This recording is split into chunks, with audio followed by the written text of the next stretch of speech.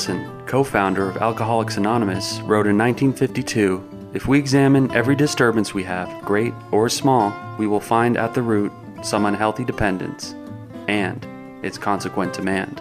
Wilson suggested that if we could identify and continually surrender these unrealistic and unrealizable demands, that we may then be able to accomplish what he imagined to be the recovery's next frontier, something he called emotional sobriety.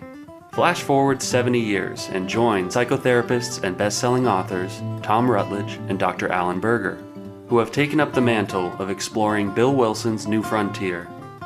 Welcome to Emotional Sobriety. Welcome to Emotional Sobriety, the podcast. I'm Tom Rutledge, and with me is Dr. Alan Berger. I missed one recording session with you. I missed you guys. I felt lost when I realized, oh my God, they're playing without me. Well, we didn't even get a chance to play without you. I ended up having to get an emergency appointment with the doctor to address this ongoing chronic bronchitis that seems to have kicked in since my asthma flared up again.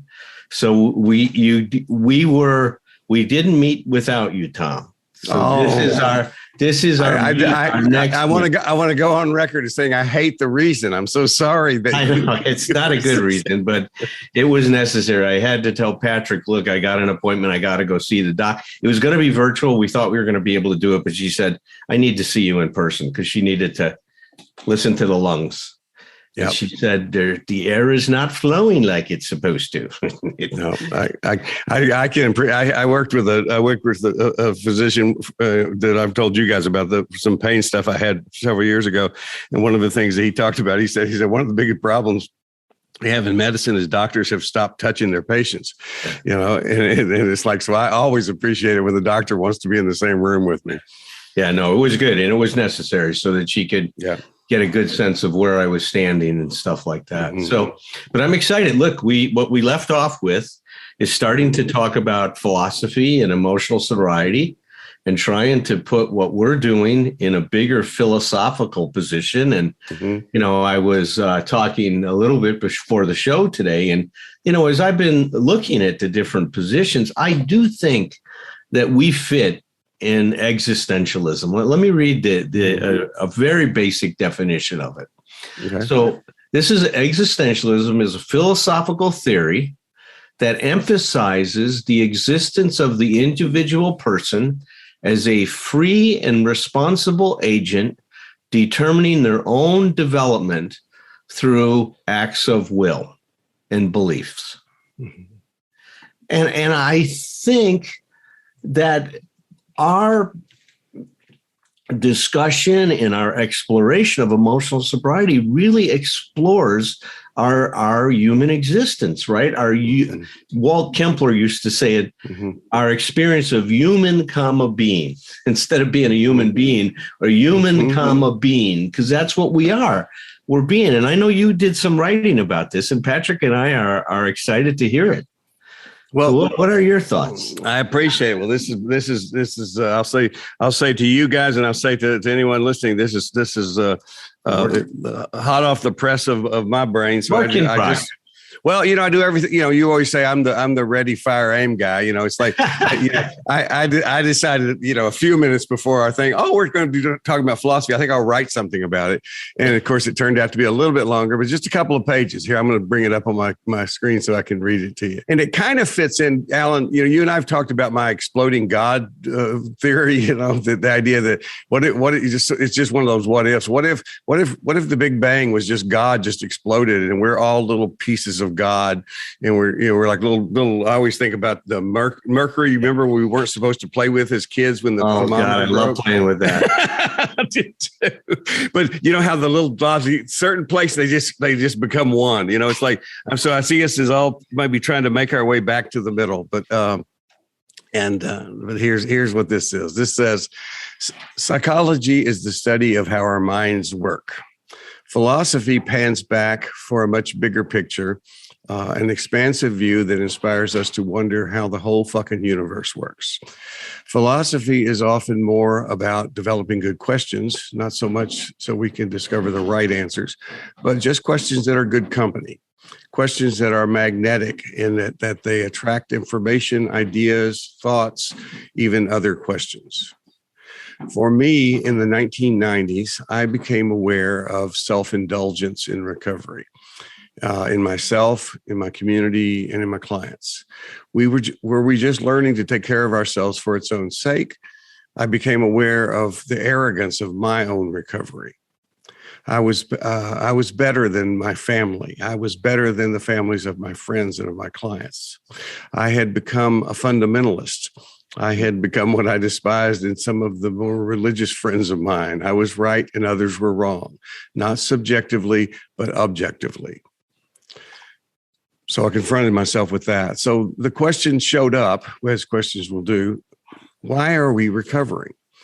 Is it really for its own sake? I had an idea that's not original to me, but that I liked better. And that is that we are all component parts of a much greater whole, that we were healing, repairing, rehabbing our way back to rejoin or maybe join for the first time the whole, so that we can not just feel better, but that we would be better, so that we can become better people, more self-sufficient for sure, but also better at letting our guards down, better at being vulnerable, better at connecting and collaborating with others. A balance of giving and receiving just seemed like a good idea. I was especially fond of that place I call the big connection, the place called humility, where we are neither better nor worse than one another. We are all individuals, but we're all part of a whole.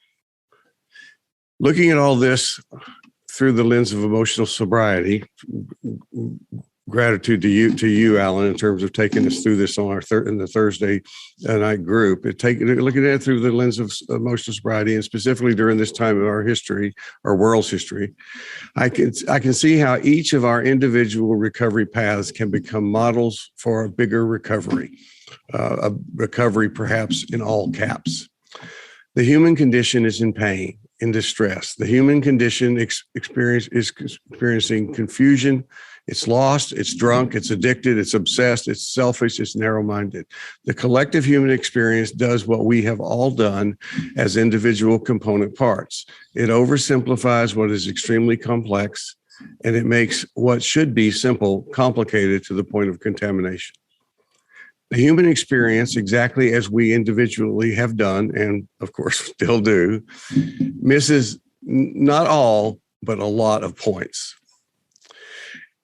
Last paragraph. There is room inside of this way of looking at ourselves individually and as the human experience as a whole for any number of individual belief systems. What I don't want this to be is me describing a new belief system intended to be one of those belief systems. This is my work in progress attempt to depict a broad enough yet specific enough problem definition so that we can work together to support one another's individual recovery practices and just maybe contribute to the all caps recovery. There you go. That's what I got. Love it. Thank you. I love it. Thanks for listening. And by the way, if anybody, I know, Patrick, you and I've had conversations about this. If anybody out there is a writer and has feeling of vulnerability of putting something out there like that, I'm just going to give myself some credit for that, to be able to do that with you guys and put it out there and say, okay, let's record it too before I've ever had a chance to really edit it. It kind of hurts my chest, but I felt good enough about the thoughts. I wanted to do that. So thanks for inviting me to do it. Absolutely. The idea of going into recovery with one set of intentions and then, rediscovering a purpose partway through, I relate to that. And also, just kind of building on, I think in the beginning, I just wanted the pain to stop. And then more ideas have come to me along the way. Mm-hmm. Oh man, I mean, I'm sure, Alan, you probably have done this too. I tell people all the time, as far as, especially when we're talking about getting into recovery from really anything, but I'm thinking about specifically about alcohol and drug abuse. It's like, I don't care what motivates you at first. Right. I really don't. People say, oh, you can't go to treatment until you're going for yourself. You go like, well, no, we don't wait for that. We just, if the judge has told you you need to go or go to jail, or if your wife is going to leave you if you don't go, then please, that's a perfectly good motivator to get you in there, because there's going to be time for that motivation to shift. But you're right, Alan. I didn't think about it in terms of the existentialism, but when I was writing that, but it does sort of fit into that, doesn't it? Well, it does. And because look, we're talking about existence, and all of the issues of emotional sobriety have to do with, first of all, taking responsibility for our experience. You and I are big proponents of that. We advocate for that all the time. And, even Bill said that recently. I mean, he was talking about in this article he wrote in 1960 about freedom. And what he talked about is that, we have three choices in our life. We can not do the work, which he says that's, there's a consequence for each one of these things. If you don't do the work, he says it's a sure path to destruction. He says you can do the work half-ass. And he says that is a recipe for mediocrity. And he says that's going to limit the benefit you get from your experience. We would say that's not full recovery. He says, or you can go ahead and really strive for what he called developing a certain spirit and action in your recovery that has to do with going in and really doing the work that we've been talking about. Yeah. And he says, that's the choice that we need to take. And he says, when you take that choice, you let go of all rationalizations for your behavior. You don't blame your behavior on inheritance. You don't blame it on life experiences in your past. You don't blame it on, situations surrounding you. He says, you give up being a victim. Mm-hmm. And that becomes such an important criteria. And that is one way. I mean, if you listen to the existentialists, their big statement, they disagree in terms of some of the ideas about this, but they all say that we are responsible for the existence that we're creating. Yeah. And there is no better way to think about it. I loved what Nathaniel Branden said one time. He says, we create ourselves by what we're willing to take responsibility for. Oh man, I haven't heard that one hadn't jumped out at me before. I love that. Isn't that say it again? That we create ourselves by what we are willing to take responsibility for.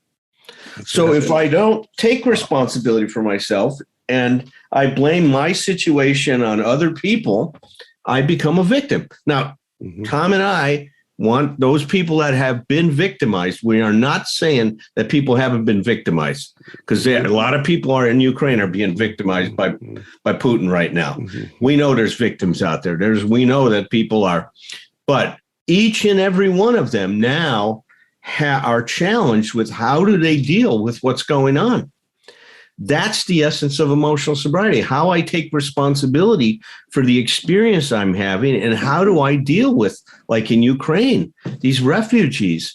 I mean, my God, their life is turned upside down. Upside down. And some of them you see deflated, depressed, they don't know what to do.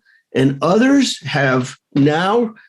are focused on, I've got to put my life together. We got to make the best of what we got going on because we don't have a choice. It's amazing. I think this is really important that when we make that distinction for the emotional sobriety thing too, is the idea that when we're talking about not being a victim, and maybe I'm just stating the obvious, but I think it's worth restating. We're not denying any of the things that have happened to us or to us, to you, to anybody. Well, this is truly about the fact that we can only move forward from the present moment. It's like, it's a matter of, this is a matter of the old, I say learn from the past and get the hell out of there. This is about, the idea is we could all spend, and we will, I mean, I'll do it before the day is out, I'm sure, spend time, fretting or worrying about something that I don't have anything I can't control it at all because it happened yesterday or the day before. And it's like, but what we're teaching with that, and what we're learning on a daily basis ourselves, is that's wasted energy because it can't be used. It's like, it's just leaked energy. So the idea is, when we're saying not be a victim, what it means is you gather up all the information about what has happened to you, including ways that you were victimized in the past, and you decide, how am I going to proceed from here? Yes. And especially, like, I always like to never miss an opportunity to quote Bob Subby from his book, Lost in the Shuffle, talking about childhood abuse and neglect. He says, as children, we're victims; as adults, we're volunteers. And I love that, because it says, it's such a simple sentence, but it's like, it makes, because the truth is, what I always tell people is when we grow up, we all become inner child abusers. We all figure out ways to take over so that we may still keep projecting that out and think other people are doing it to us. But as adults, it's like, what I realized when I first did inner child work is, I literally, the first time I did a visualization with inner child work, the inner child was supposed to be walking down the road and seeing me and come up to me, and my inner child literally saw me, turned around and ran. Yeah. It's like, because later in a dialogue in that same treatment experience, he said, basically, I know who you are. And what he meant was, because at that point in my life, I was the drunk guy who was always abandoning him. Okay. Hey, who's that? I think that was Cece. Well, Cece, what do you think about this? She just ran out of the room. Oh, she had something to say. I love it. Yeah, no, you're right on about that, Tom. It's really it's a hard perspective, because, one of the things that happens when you are a victim of child abuse, you've had an adverse childhood experience, you do feel disempowered and helpless and powerless. We're not saying those feelings are wrong. They're not. They're there, but they're not your only possibility. Right. See, there are some ways to work through this. That's one of the reasons when those people doing a lot of work with people that have been traumatized started using the phrase, and I'm so glad to hear it, post-traumatic growth. That they focused on the growth that was possible.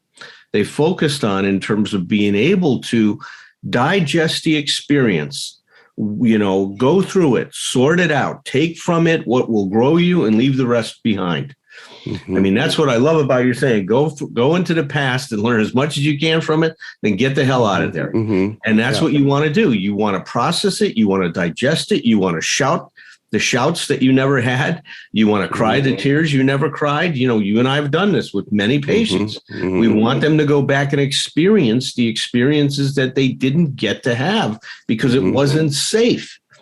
And therapy is great for creating what I like to call as a safe emergency, is that we help people now really confront things that were scary, that scared them to death, but in the context of some support, so that they can now have a new experience with what happened to them.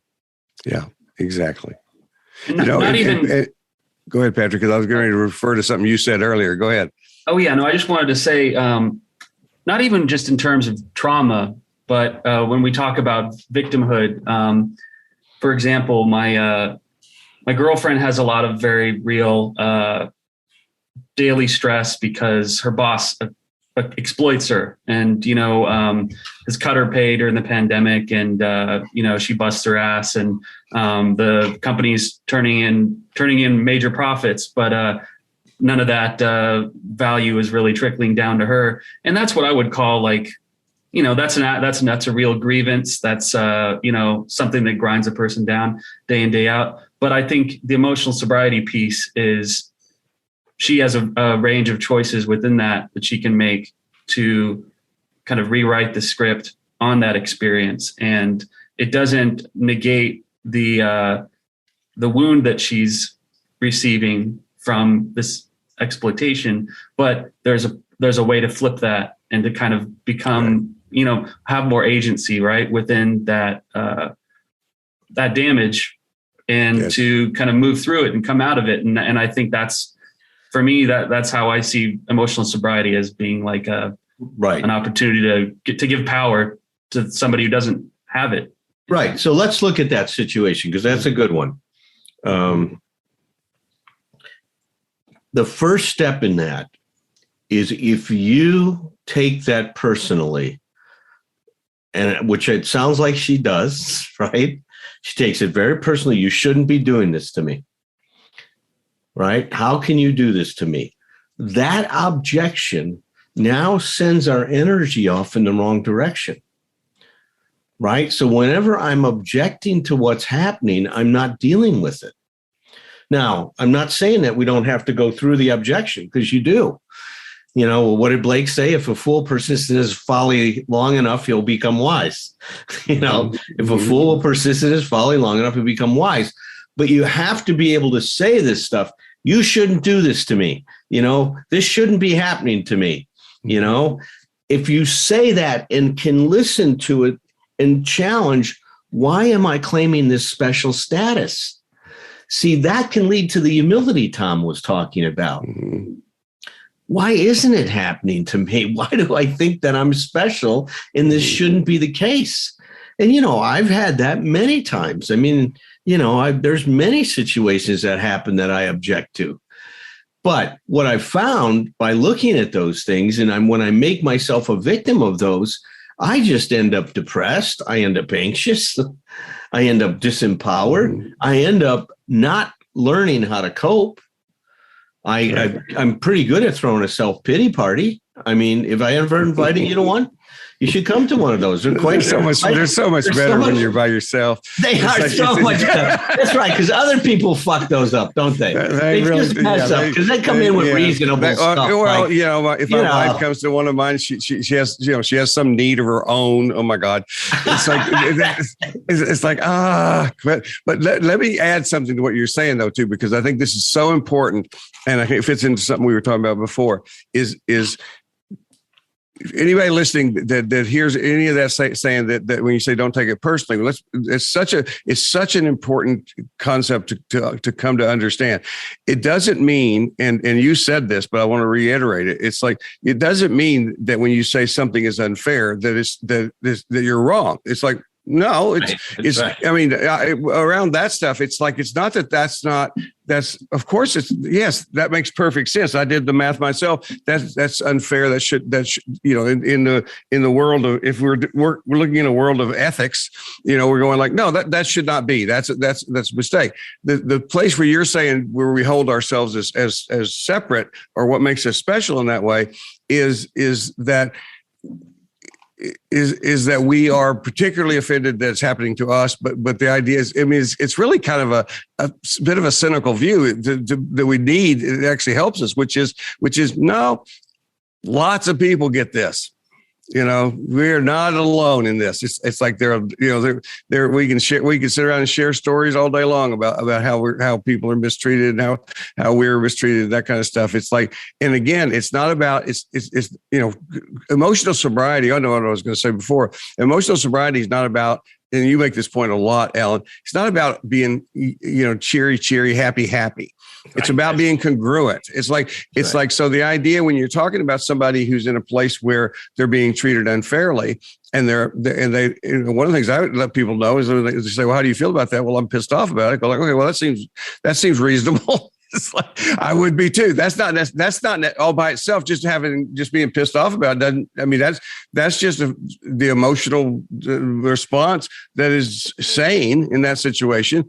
Right. It takes you to the next place. What are you going to do next with it? It's not. We're not saying to people you shouldn't be bothered by this. You shouldn't notice that these things are happening. It's like, no. It's always, and it goes back to what I was saying before. It's always about everything is about what we can do moving from here forward.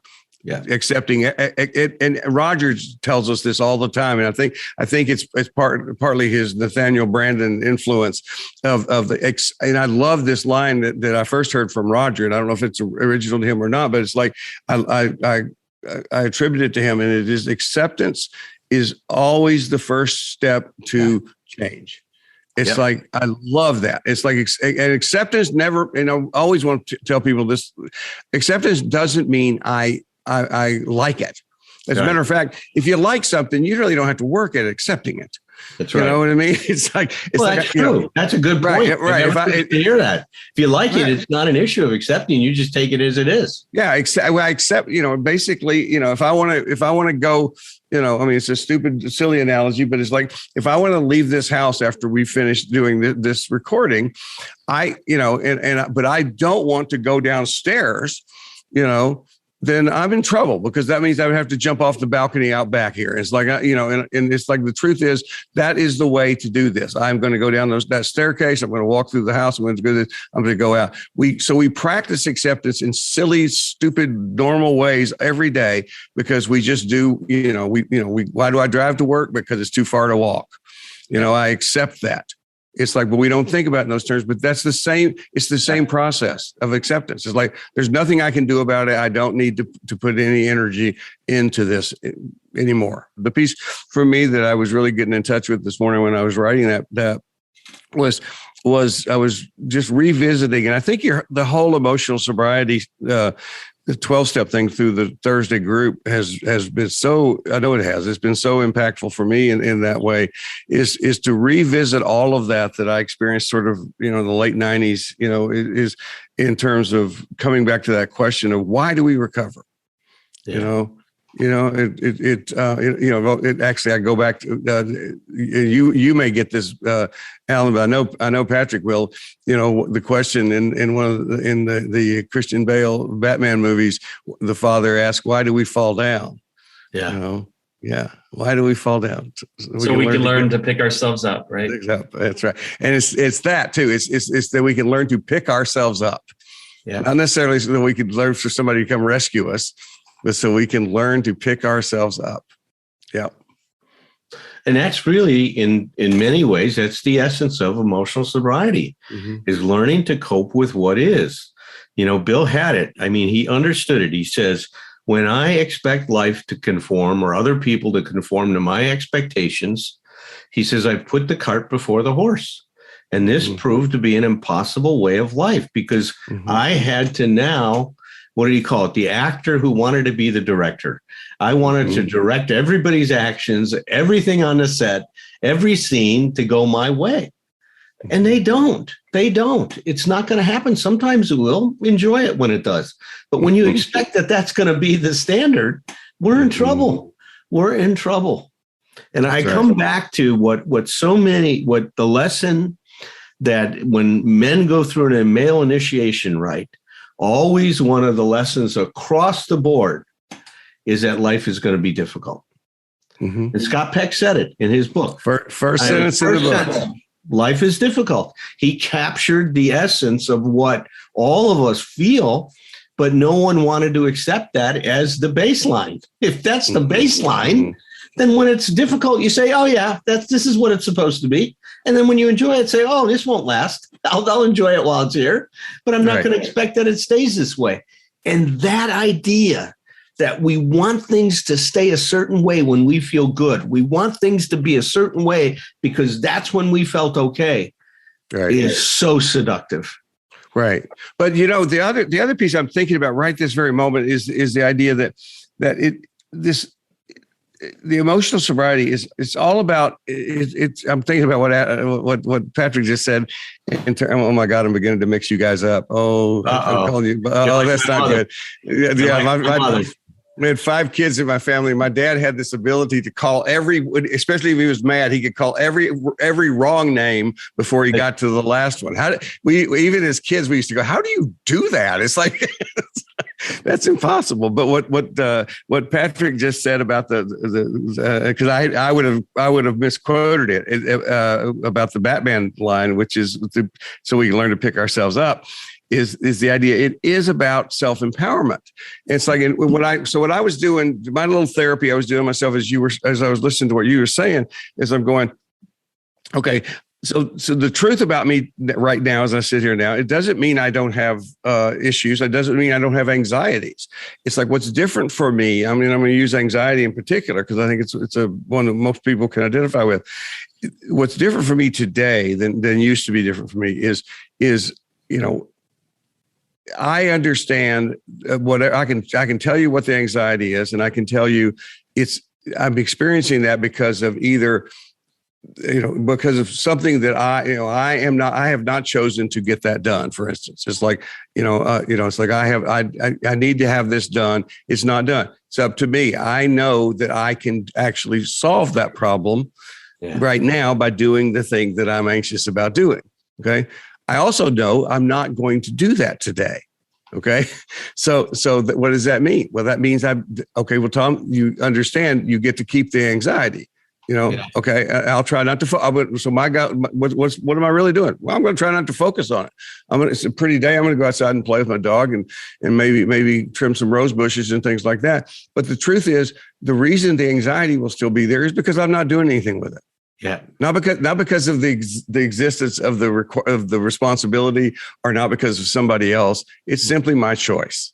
Yes, and that's it. It's like, and it's, and when we get there at God, the freedom of letting go of perfection as a goal for anything. We probably need to talk more about that as we go along, because people who, people who don't even think of themselves as perfectionists, you got somebody in there that's doing a number on you still. It's a ridiculous expectation. So central to my struggle with addiction, I think, is my perfectionist voice. Because we hold ourselves to ridiculous standards. Absolutely. It only took me about 20 years to realize just how talk about unreasonable. I mean, I don't think I've ever made my perfectionist happy. Yeah, not once. Well, you know what Alan and I call 20 years. We call you a fast learner. That's right. That's so true. No, you've never. That's a beautiful thing. That's a beautiful point too. It's like when we ask somebody, okay, when is the last time you remember your perfectionist saying, "Well, buddy, I know that was tough, but I'm so proud of you." It's like, no. It's like Colonel Von Trapp with the whistle. It's true. There's a movie reference for everything, and Patrick's got them all. I know, even the old movies that I don't expect young because of what he does and who he is. It's like, I love it. Yeah, and this perfectionist doesn't become really nice and marry Fraulein Marie at the end. No, he just stays an asshole. Yeah. Yeah. I mean, I think that's really, I think it's so important for us when we talk about, getting in touch with the differentiating the sort of the saboteurs in our heads is to realize, we really are playing out intrapersonally exactly what we very often have a history of playing out interpersonally, which is we're always trying to please the person that is least likely to be pleased by us. Yeah, that's right. Who do you think about that in terms of relationships? People, most of us have that experience of like, here's 3 people and 2 people really like me. The other person doesn't like me so much. So what I'm doing is I'm focused on that person. I want that person to like me. Yeah. Why is that? It's like, you got 2 over here. It's like, somehow I got that voice that says that, well, that's not a challenge. So you have to make something happen that is outside of your control is what really the perfectionist is saying. The philosophy, or as you say, existentialism of the piece, by abstracting some of these ideas, it gives you practical notions of how to, how to move through that framework, right? Yep. Yes. You need both kind of, you need to be able to abstract it and to kind of like go into space and figure out where those connections meet, right? Well, and you guys could probably see because we were in together in the Thursday group when we talked about this, but when we talked about when Herb was talking about the spiritual awakening part of that, and that's where I got this piece, because I was talking about my experience with the spiritual awakening was about perspective, was about getting the bigger picture, and that really helped clarify that for me, that is. It's not like you were talking about. It's not like you were making the point, Alan, that this is not it's not, oh good, it's over, I'm now awakened and enlightened. It's like no, it's actually a space that we come and go from. What I think is different for me today than has been in the past is there can be days where I'm having a hard time doing that, but for the most part, I can, with my own choice, my volition, I can move to that space. Yeah, I can challenge myself to say, or one of you could, if I'm missing the point and I'm too tunnel vision and I'm telling you about something, you can say, okay, well, Tom, back up, take a look at the whole picture here for a second. And I know how to do that. And that's what the recovery is actually and it's more, it's what Patrick is saying. What do you get from that? Well, you get more ways of thinking and tools to basically deal with the here and now. Yes. And I liked when you tied this into freedom, Tom, because I talk about that all the time. Mm-hmm. This is freedom from our perfectionism. Yep. Freedom from these demands that we make on other people, mm-hmm. freedom from our expectations, freedom from all of these unenforceable rules that we have about how we should be and life should be. I say that the real freedom is from all these should demands. Absolutely. It's that we live a life free of shoulds. And people look at me and say, God, is that really possible? Don't you have to do things that you don't want to do? And I say, no, you don't. I don't do things I don't want to do. They say, how do you do that? I say, if I'm confronted with something I don't want to do, I find if I search to see if I can find a good reason to do it. If I can't find that good reason, I don't do it. The guy says, how about going to work? Do you want to go to work all the time? Mm-hmm. I said, look, yes. I mean, I do. But even when I was the shipping and receiving clerk, and it wasn't the greatest job in the world, I wanted to go to work because I wanted the paycheck. Mm-hmm. Yeah. So that's the deal. That I love this, the whole idea of dealing with motivation, because I actually, I think that a huge amount of what we do is help people with motivation. Is like, when I have, like if I'm working with an anorexic client who's, and I know that I've done this on many occasions at this point. I know that they are really committed to their recovery, and they're saying, I don't want to eat. One of the things I do to make the point is I'll say, but you do want to eat. And she'll look at me like you're not paying attention at all, Tom. It's like, it's like, I go then I just basically go, and we've talked about this one before, I think, is the idea is nobody wants to have chemotherapy. That's okay.